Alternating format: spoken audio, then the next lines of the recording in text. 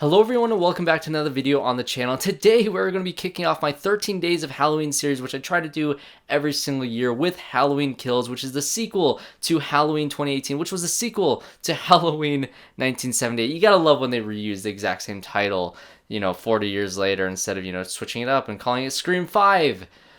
God, why do they do that? But this will be a spoiler review for this movie. So if you have not seen Halloween Kills, we're going to be getting into all of it because this movie is filled with a lot of different things. But I do want to include this in my 13 Days of Halloween series, which I'll have different horror reviews, including Midnight Mass and Scream 3 and 4. I reviewed the other two Scream movies, but I do want to review those before the new Scream movie. And of course, this is the new release this week. So of course, I have to review this one. So let's just jump right into spoilers for Halloween Kills. And if I'm being honest, I'm kind of mixed on this movie. I think there's a lot of great elements that Halloween fans are going to love, but as a movie, it's kind of scatterbrained and it's kind of all over the place. But the first 30 minutes of this film I found absolutely phenomenal. So it picks up essentially exactly where the last film ended off, and it starts with some characters that we didn't really get to see any wrap up with in the last film, including the cop, I think he was the sheriff, but his name is Hawkins, essentially this cop's character who was stabbed in the neck by the doctor at the end of the last movie, and also the granddaughter's boyfriend who kind of ran off after the party. Never really got to see him again, so he didn't know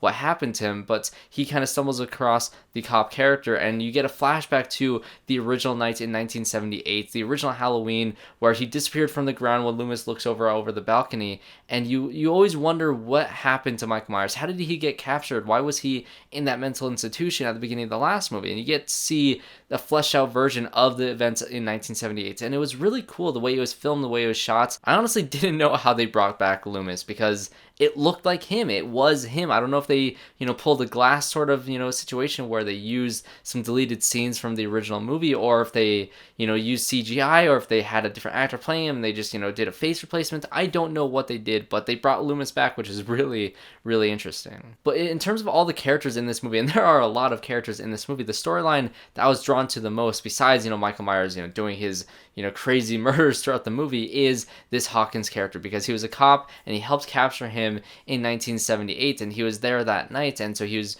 brought into Michael Myers' original home, the Myers house, and his partner is killed by him. He tries to shoot Michael Myers, but he shoots his partner in the neck, and it's this entire sequence. But when Michael Myers is, he leaves the house and he's surrounded by all these police officers, you find out later in this movie that Loomis is about to kill Michael. He is about to kill this evil that he's been trying to track down that entire movie. He's finally about to do it, but Hawkins decides that this is a human being, this is a person, and he's going to do his job, and he's going to stop Loomis from shooting him in the head. And he ends up deeply regretting that, especially because of the events of the last movie and now this movie, of all this death that has happened, and he believes that he is to blame for all of it. And I love how they tied him into the original movie and brought it all the way back into the current day, or I guess in 2018, because this is when the movie takes place.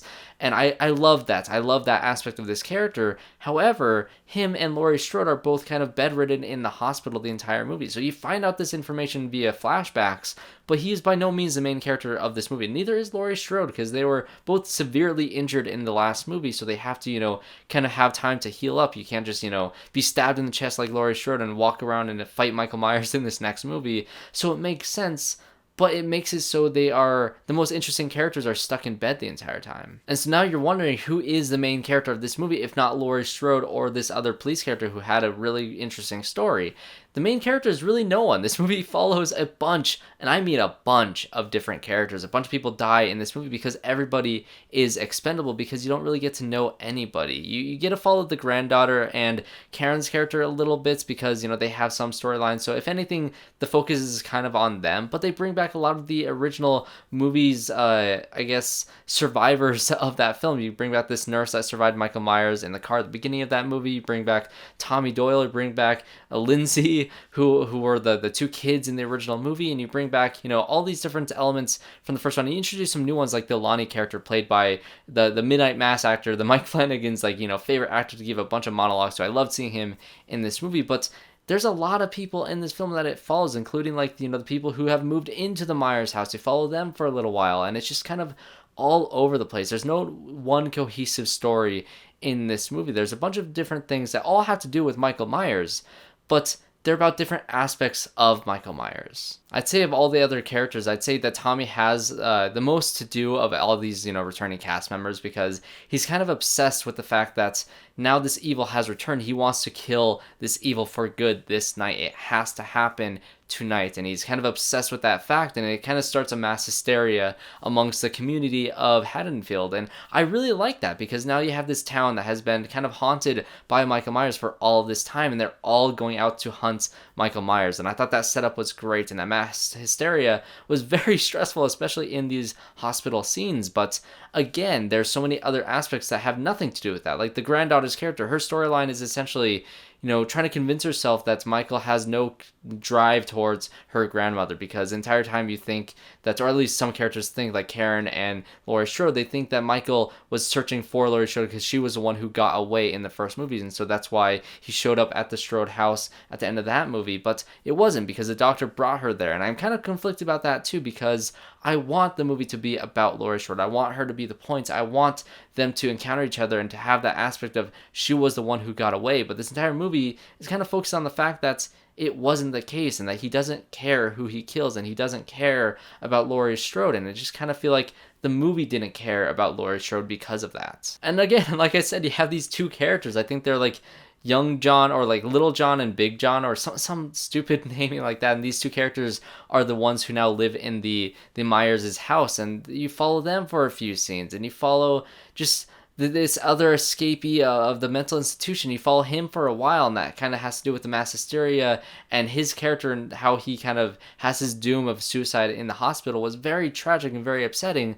But again, it had nothing to do with anything else in the movie. It was just kind of a contained story that was kind of an offshoot of Michael Myers' story. And because you have all these different aspects of this movie, there's no real character they can really latch yourself onto following this movie besides Michael Myers and watching his kills, because this movie is called Halloween Kills for a reason. There are so many kill sequences in this movie, especially, the firefighter scene at the beginning, and the flashback to 1978, and just throughout the entire movie, Michael is just killing everybody he sees.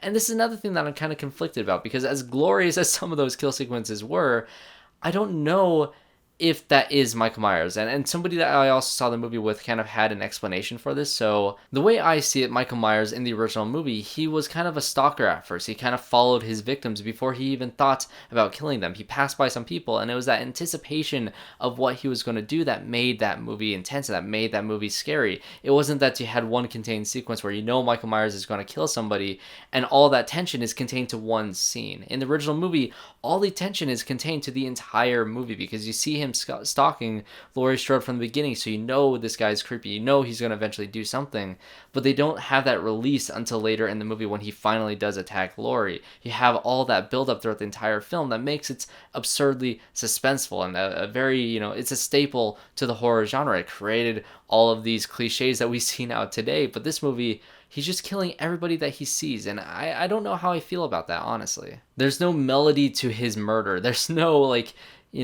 calmness to him. He's absurdly violent. And the way my friend, kind of explained it away was that throughout this movie, Michael Myers' stories, you're kind of, solving the mystery of why he's able to survive all these things, why you can't kill this pure evil. And I love how they're diving into the aspect that Michael Myers is pure evil. That's what Loomis said in the original, and that's what they're going with in this movie. And so he can't die by brute force. That's what Laurie Strode kind of comes to the conclusion of towards the end of this movie. And I like that aspect of it, and the more that Michael kills, the more powerful he becomes, the more self-aware he becomes, because he goes to his home and he stands in the room where he killed his sister, and he looks out the window, but he's not looking out the window, he's looking at his own reflection, he's looking at himself and the power that he's getting from these kills. And so if that is the case, if the next movie decides that this is the direction that we're going with this character, and that is the explanation to who Michael Myers is, and that's the power that he has, and that's the evil that is contained within him that cannot be killed,